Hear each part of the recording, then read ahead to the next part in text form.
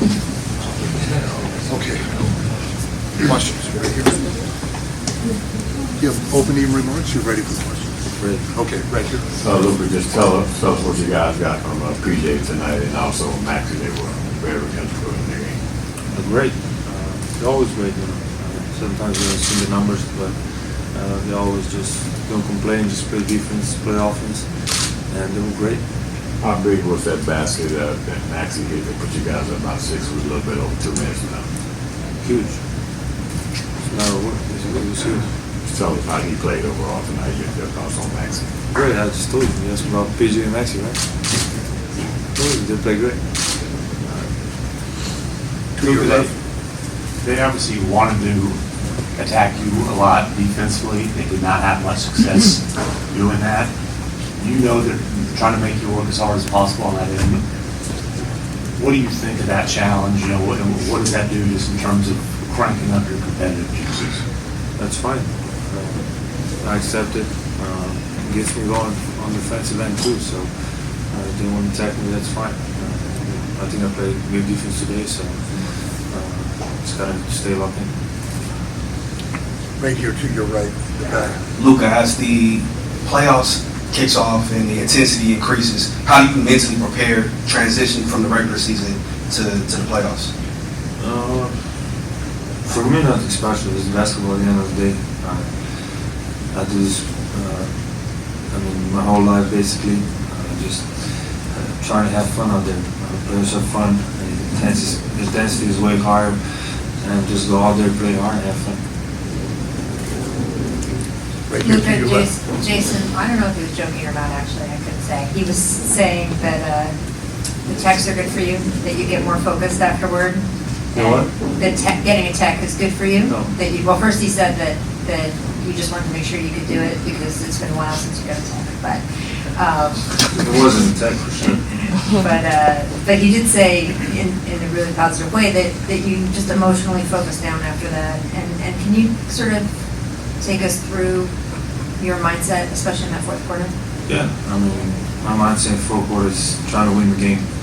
Sometimes I drive, somebody's going to be open, but just trying to win the game, trying to make big plays. I know I got Kai next to me, so it makes my life easier. And just go get a win. Right here to your right. Luka, Jason Kidd talked about you guys, you and Kyrie's leadership, guiding the team throughout this first round of the playoffs. Can you elaborate on how Kyrie's championship experience has been helpful for you all throughout this first round? Big. Me and Kai got to be great leaders for other players, other coaches. I think we went down 6 in the fourth quarter, and we all just stayed together. Me and Kai was talking on the bench, and we just keep the guys together, and that's what we have to do. To your left, right here. Look, what did you like about the matchup you had there when Harden was guarding you at the top of the key and you managed to step back three? It was a big moment. I think it was a big 3. We're just trying to get to my spot and knock down the team. To your right here. You've been playing against Kawhi your whole career, especially in the playoffs, third time. What do you look like tonight for you, and just especially defensively, him guarding you? What did you see from him? He's an unbelievable player. We all know when the playoffs come, he's even better. He's locked in defensively and offensively, so it's really tough to stop him. So I learned a lot playing against him. He's an unbelievable player. Right here to the left. It's only 2 games into this series, but I wondered, and as you look around the rest of the NBA, is the physicality a lot different than past playoffs you've played in? And also, are you guys more built for that than maybe you were early this season? For sure, it's more physical. That's not calling them any fouls. I think they just letting us play, which is fine. It's got to be same both ends. But I think it's fine. They're letting us play. It's a lot more hits in there. But yeah, for sure. It's not how we start. It's how we end. So I think we're ready. We got 3 more wins to go in the series. To your right here. Second row. Your teammates have talked about how you've just been really encouraging. Maxie talked about how you came up to him after that big rebound, big 3. At what point in your career did you realize just how much of an impact you could have on your teammates, just like giving them a little more positivity as the best player? I think probably entering my second season, my rookie season, we lost a lot of games, but we started winning in my second season. So I think for that moment, I just got to talk to my teammates, be encouraged all the time, and just help them out. To your left here. Hola Luka, me gustaría preguntarte cómo puedes describir el reto que estás enfrentando. Hoy parecía Luka contra Harden, Luka contra Westbrook, Luka contra Josh, contra Kawhi. Siente que tienes todo el peso en tus hombros. ¿Cómo describes este reto particularmente contra esos cuatro duros Hall of Famers igual que tú? Sí, creo que todos son buenísimos defensores y bueno, mis retos siempre, me gusta tener retos. Al final hay que ganar el partido y lo hemos hecho, pero me gusta tener retos. Last question right here.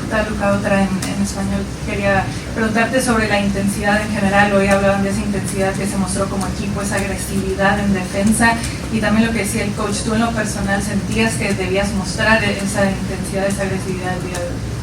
Sí, porque creo que en la primera parte del primer partido no teníamos intensidad, no teníamos energía, así que ese fue un partido muy importante de hoy y quería desde el principio empezar así. Thank you.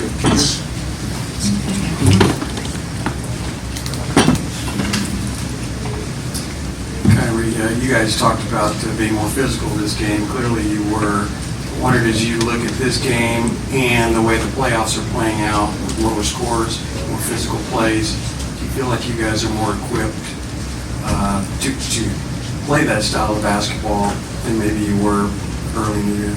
Yeah, absolutely. I think we're prepared for this time of year.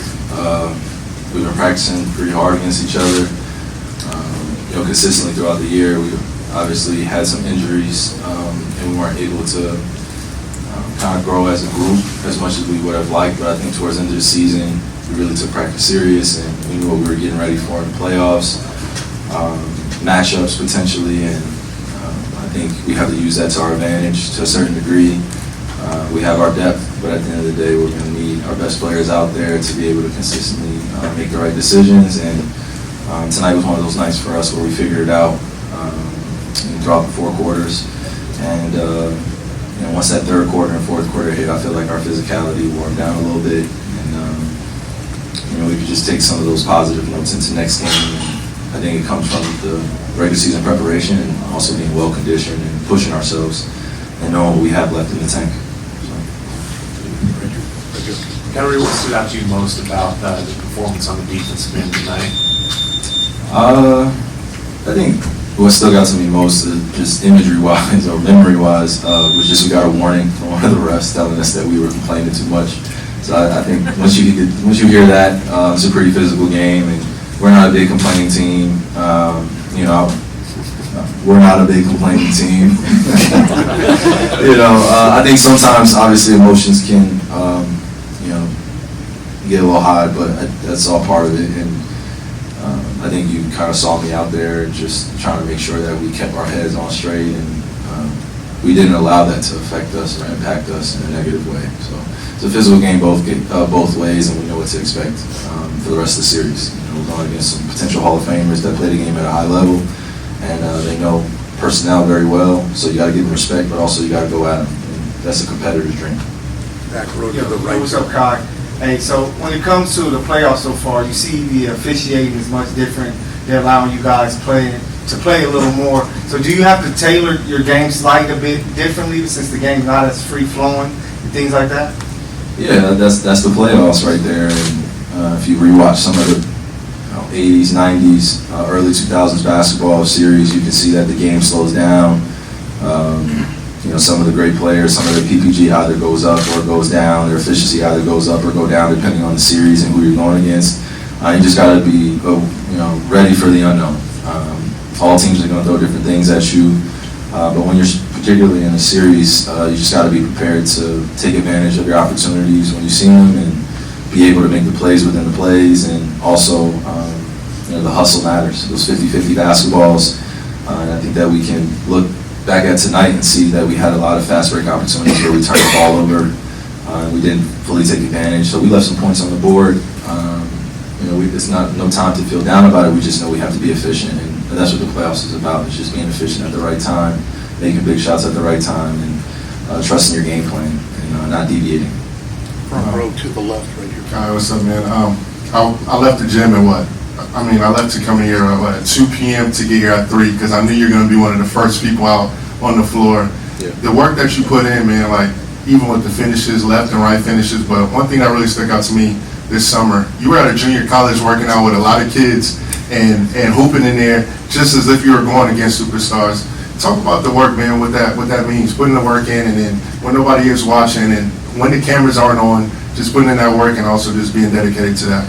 Yeah, I think failure will inspire you more than you can imagine. And not being able to make the playoffs last year definitely hurt, stung, brought a lot of pain. And the only way I, felt, other than doing my prayer and meditation, but being able to express some of those emotions was going on the basketball court. I was right down the street at LA Tech, and some of my friends just, being consistent with me throughout those days. I'm grateful for all those times and pushing me. I was watching playoff games and then going to the gym the next day and be like, man, we should have been in the freaking playoffs. So just imagining myself in different situations and pushing myself, in like early April, May, and I was staying consistent, and I think that helped enable me to be well conditioned coming into the season, and be able to flourish at the right time, put in the work, not for anybody else but myself and my family, and just reaping the rewards feels good, but also when you don't make shots, you also have to have that same mentality and continue to battle through. That's what this competitive level is about. It's not losing your head through some of the mistakes that you make and continue to put in the work. Right here to the right. The game flipped in the midway through the fourth when your team scored 14 in a row. Can you tell us how you were able to change the game?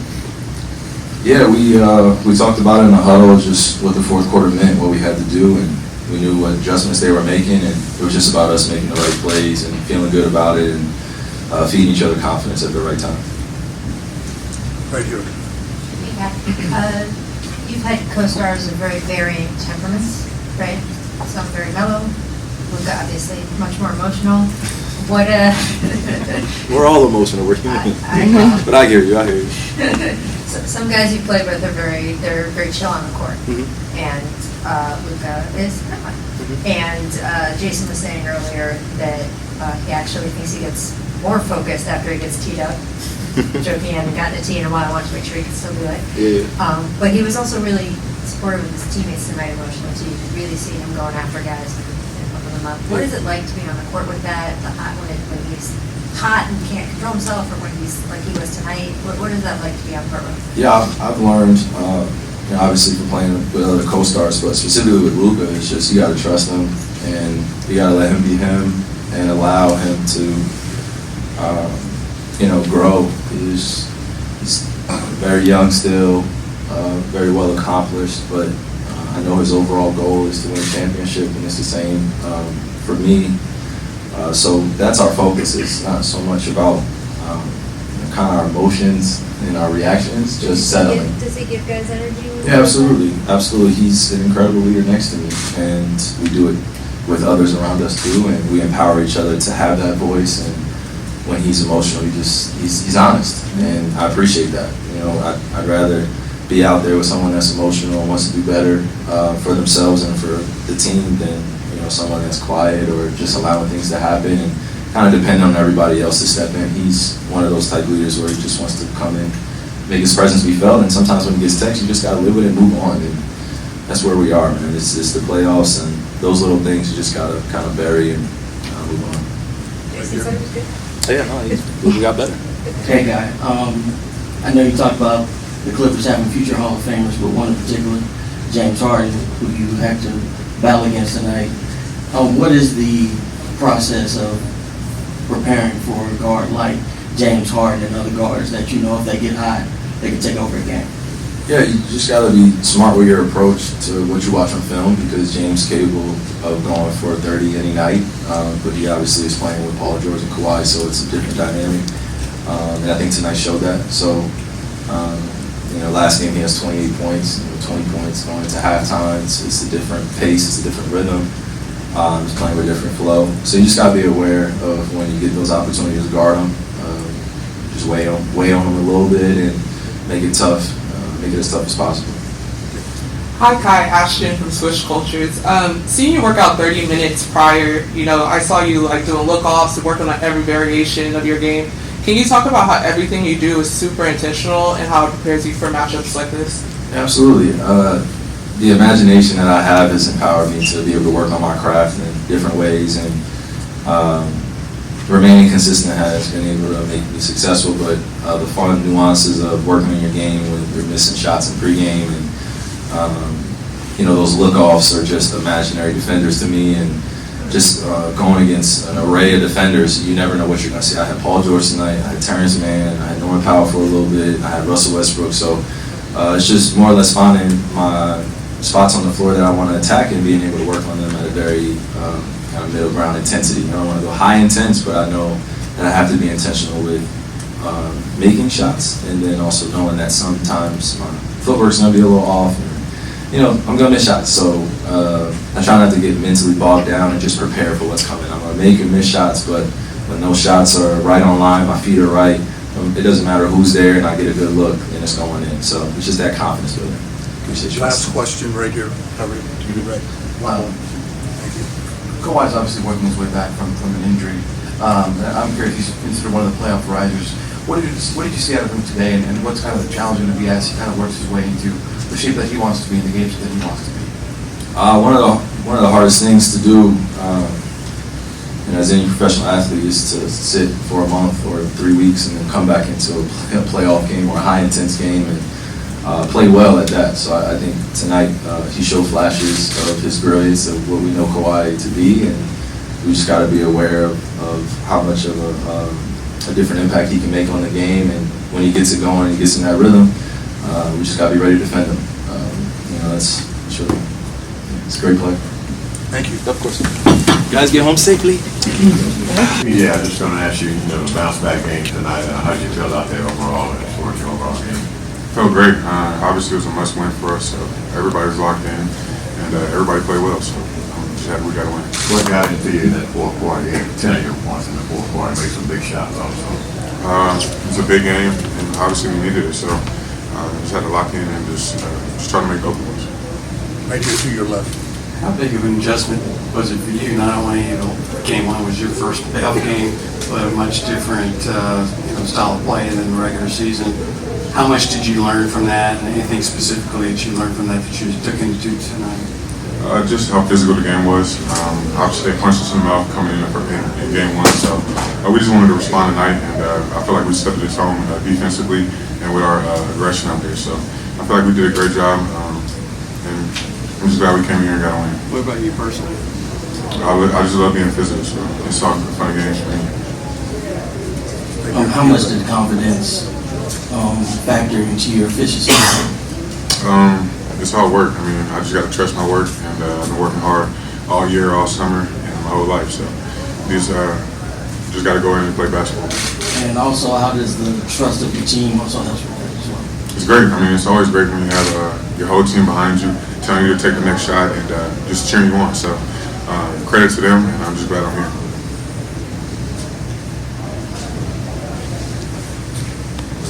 Thanks, DJ. Thanks, guys. Conditions, please, right here. Wayne Price, Mavs.com, Jason, you guys were down 6 and you called a timeout, and then you immediately went on a 14-0 run. What did you tell your team during that timeout? Yeah, we talked about this, the game of runs. The Clippers made a run. The big thing is to stay together. And that was, again, we've seen teams take the lead, and just the big thing is that they truly believe that they can stay together, and we answered with the run. We just felt that we had some great looks. The Clippers are a very good team, and so we knew that they weren't just going to go away. But I thought the response after that timeout just shows how competitive the guys are and how bad they wanted to win. How big was the play of Maxey tonight, particularly that three-pointer that you guys up to? Yeah, Maxey was big. The catch and shoot, the double teams. Again, we've seen this all season when they're going to take the ball out of Luka or Kai's hands. Again, Luka's making the right plays. He's accepting the double team, and I think the trust that those guys have with one another, not just Luka and Maxey, but those five that are on the floor. Doncic was obviously pretty good offensively there in the fourth quarter, but I want to ask you about his defense. And I was thinking particularly about why posting him up and forcing him into the spot. Yeah, I think his defense has been great this whole series, understanding that we know that they're going to put him in every pick and roll. And a couple of years ago, we saw this, and he's made understand that we had to tell him to participate, but I think he's participating at a high level on both ends. We need him on the offensive end, but we also need him on the defensive end, and he's been able to do that here in the first two games. Rashad Miller, Dallas Weekly. How important was it for PJ to have his confidence and to be efficient tonight? And also, how did it feel to have to keep the Clips under 100 tonight? Both teams were under 100. It was 90s basketball at its best. Just, understanding what PJ means to us on the defensive end, but we talked about, Maxey making some threes, but PJ made some big threes for us too. And so just being able to play both ways, being able to step up and make those free throws down the stretch for his first series, when you talk about the playoffs, he's been big for us. He's been big since we got him in the trade, and we really rely on him defensively to be able to guard those guys from the Clippers, because it's just not one. It seems like he's guarding everyone. Jason, Luka always plays with so much emotion. Tonight seemed he was even on overdrive, especially in the good way, supporting teammates, being really vocal out there. What difference does that make when you are the one out on the court and you're with a guy like that, who's being that way, especially on a night like tonight? Yeah, I think anytime we talk about the positive energy, we know that Luka plays with a lot of emotion, and sometimes that could paralyze a teammate or two. But I think you can see with him encouraging his teammates, the response was a positive. Being able to make plays with being double teamed, the trust that he has when he gives it to PJ or to Gav or to Lively. A lot of times stars coming down the stretch will ignore the double team and try to beat the double team and do it themselves. But Luka really understands the game and he trusts his teammates and the energy. Again, with him, I think getting the tee, it's been a long time since he's gotten a tee. So I think he was just trying to see if he can get a tee. He got it. We all know he knows how to get a tee. But again, his emotion, we need that. And we need that in a positive way. To the right here, Coach. Right here. Coach, following up on that, after he gets the tee, he comes out in the fourth quarter when you tend to be on the defensive end. Just wondering what it was like to sort of coach him through that stretch and watch him regulate himself and channel that. A lot of times, and we've seen tees before with him, a lot of times he'll turn that into a positive. He, for whatever reason, will channel that energy. He turns it to someone else, and he takes his game to another level. A lot of times when you get a tee, you sometimes can go the opposite way. It can be a negative, but I think a lot of times he is using that to get himself going, or he's trying to locate someone in the stands to get him going. And so when you look at his emotions, he wants to win. He wants to do everything to win, and sometimes that's just one way that he fires himself up. Jason, when Luka competes like he did tonight defensively, especially on ball, obviously they're trying to go at him as much as possible. Well, what effect does that have on the guys around him? Well, I think we all know when he's playing at that level, they have to step up too. They understand the responsibility of their leader.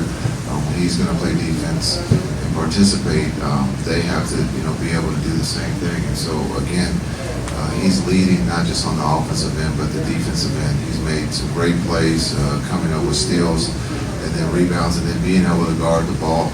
That's something that we know that teams are going to put him in the pick and roll, and he knows that. So he's been able to pick his spots and understands that we need those stops.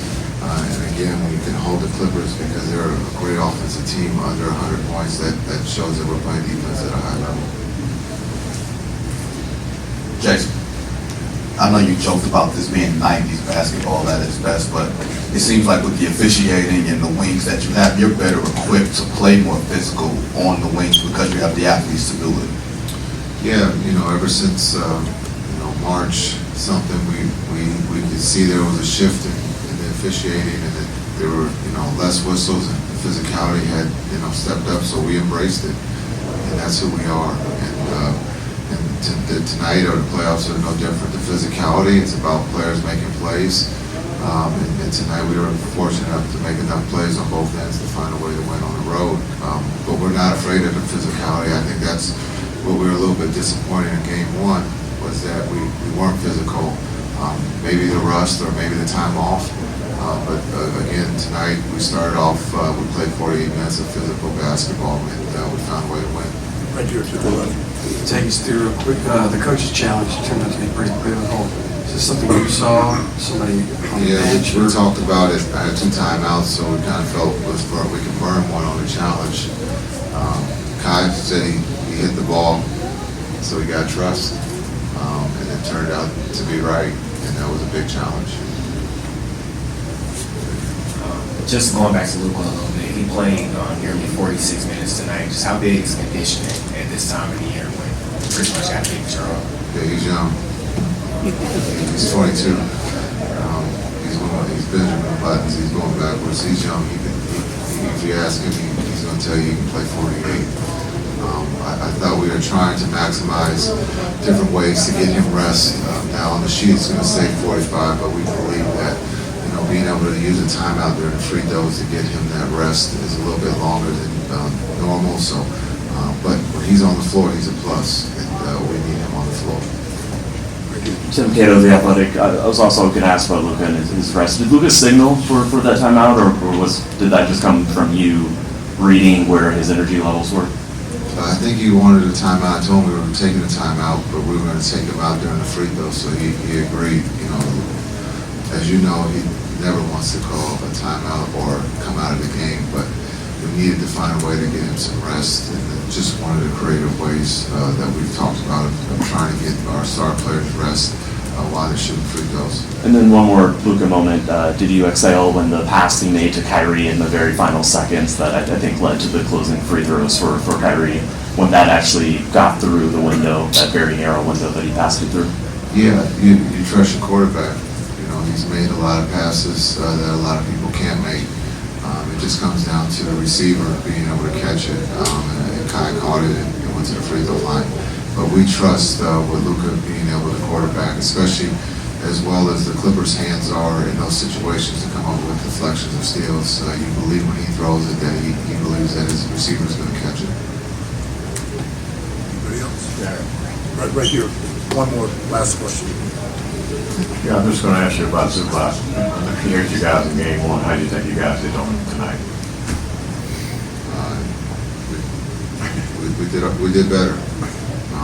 He still posted us up and scored. But I thought the effort was better. The physicality helped. But we made it harder, and sometimes they're good and he's good, and so even when you play perfect defense, sometimes they still score.